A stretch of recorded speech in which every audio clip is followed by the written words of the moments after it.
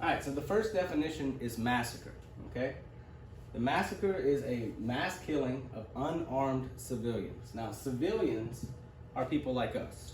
We don't work for the military, we're not police officers, okay? What makes a massacre different than a battle? In a battle, both sides are armed. In a massacre, one side is armed and the other is not. And that's what makes this very uneven, okay? That's massacre. Number two, casualty. People get this confused all the time. Casualty means all of those killed or wounded during a battle, okay? So most people think it's just people that get killed. It's not, okay? You count up the killed plus the wounded, and that's the casualty number, all right? Number 3 and 4 are both related. You'll find with a lot of these definitions, it'll be very easy because they are opposites of each other. Once you learn one, it's pretty much the opposite of the next one, okay? So, a push, okay? Pushes are things that make people want to leave their country or region, while a pull are things that attract people to a new country or region. So, in short, y'all, pushes are things that are negative, while pulls are things that attract, things that are positive. So an example of a push would be something like a war, okay? If there's war in your country and your people are dying all around you, or if your economy has collapsed, this is something that might make you want to move to a better country. However, an example of a pull would be something like the economy of someone else's country is doing great. Let's go over there and get jobs. They have abundant food, they have abundant land, things are cheaper there. These are things that attract people to a new place. For America, it was many things that attracted people to this country. One of the biggest things was religious freedom. Political freedom is another, okay? Opportunity. Europe had been lived in for thousands of years by this point, by the time we made this country, and all the land had been bought up by the rich people. However, in America, that wasn't the case. It was a totally new frontier, and you could come here and make your future. All right, we're gonna scroll down a little bit and get a couple of more, okay? All right, so let's go back a little bit. All right, subsidy, okay? When the government gives something of value to a business in order to make their services low or competitive. So the government from time to time attempts to control the economy in different ways, okay? This is actually more of a socialist policy than a capitalist one. We'll get to capitalism versus socialism in a little while. But where the government is trying to control you by trying to give you something, okay? So for example, my best example for this is something that you've probably heard of before. Y'all know that we live in South Louisiana and there's a lot of crawfish farms around here. Well, the government will actually subsidize crawfish farms, okay? They will give them extra money in order to do one thing or another. If you go to China, you all go to Walmart and occasionally you buy Chinese crawfish, right? It's a lot cheaper than Louisiana crawfish. Well, the reason for that is that they don't have the regulations that we have in this country. And their money is valued in a different way, okay? Their money's worth a lot less than ours. So they can produce crawfish at a much less rate. In fact, some Chinese crawfish fishermen, they actually look for crawfish or harvest crawfish from raw sewage. And while Louisiana farmers fertilize our crawfish ponds with fertilizer, you know, they actually use human sewage. They have their rice paddies and they flood the crawfish fields there with their human sewage that's raw. And you might want to think about that next time you go try to get Chinese crawfish. So in order to get the subsidy for Louisiana crawfish, what they will do, the government will tax Chinese crawfish. Well, let's say, I'm making up numbers here, but let's say the Chinese can produce crawfish at 50 cents a pound, okay? Well, whenever it gets here to America, what we'll do is we'll put a tax on it called a tariff. and they'll use the Chinese crawfish tax to help subsidize or help pay the Louisiana crawfish fishermen. So, all right, let's leave that alone for now, and we're going to go on to the next one. Kickback, okay? Kickback is when a company or an individual is expected to return a portion of their income to a politician to get a job, okay?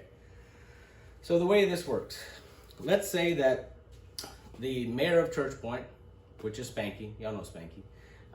By the way, this is not a true story. This is just for instance. Spanky's a really good guy. Let's say the mayor of Church Point wants to build a new city hall, okay? And 10 contractors want this job. They want to build City Hall for Church Point. Well, if Spanky would require, let's say that the building is $1 million, okay? Well, if Spanky were a crooked politician, which I'm not saying he is, okay? But if he were, what he might do is tell the city council of Church Point that this building is going to cost $2 million. And anybody who's going to build it is going to have a secret meeting with the mayor of Church Point, the theoretical mayor, whatever. And they're going to actually have to, in order to get the $2 million job, they're going to have to kick back a portion, let's say give the mayor of Church Point $100,000 under the table just for the privilege of doing the job of building City Hall, okay? This is absolutely illegal, okay? You go to prison for this. However, it has happened in America for hundreds of years, and it still happens to this day, okay? All right, next one, suffrage. Sounds horrible, but it's actually a good thing, okay? The right to vote. The legal right to vote is called suffrage, okay? So, the reason why this is in here is because in the 1800s, late 1800s, early 1900s, there were two groups that were primarily fighting for suffrage in the United States, which is black people and women, okay?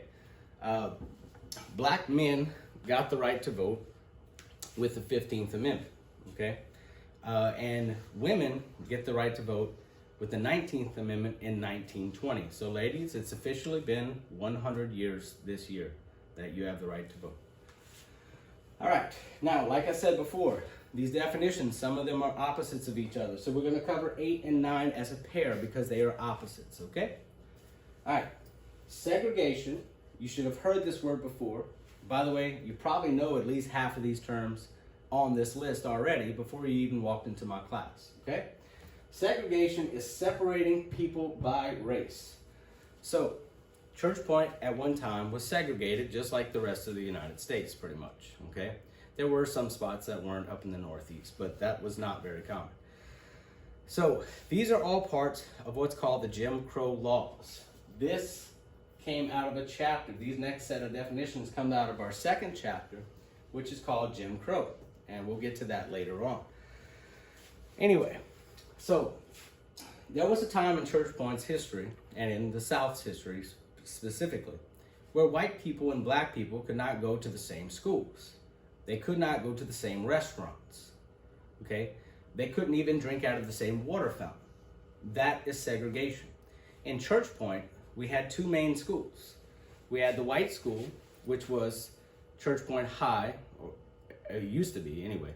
It was actually grades 1 through 12, and it was a big, beautiful brick building that used to be right across from the high school today.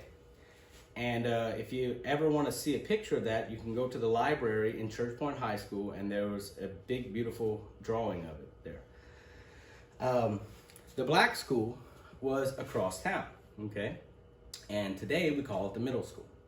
So eventually by 1970, we had integrated because of a Supreme Court decision back in 1954 called Brown versus Board of Education of Topeka, Kansas. I will teach you a lot about that later on this year, but we're going to leave that alone for now. Now, the exact opposite of segregation is integration, ending the separation of people by race. And we just discussed that. That's Brown versus Board, okay? All right, number 10, amnesty, okay? Amnesty is whenever it's an official pardon for people who have committed crimes, okay? So this is usually a pardon for a large group of people. So the big discussion about amnesty today is with illegal immigration. Should we give a pardon to those who have crossed the border illegally? Now, I'm not going to say it's wrong or right. That's up to you to decide, okay? But right now, that's a big thing. Now, why is this in the Jim Crow chapter? Because we had just finished the Civil War, and the people that had torn away from the North, the South, the Confederates, not me, but the Southerners, they were seeking amnesty. They wanted to be forgiven for the crime of treason. All right? Thank you very much. I'll see you in the next video.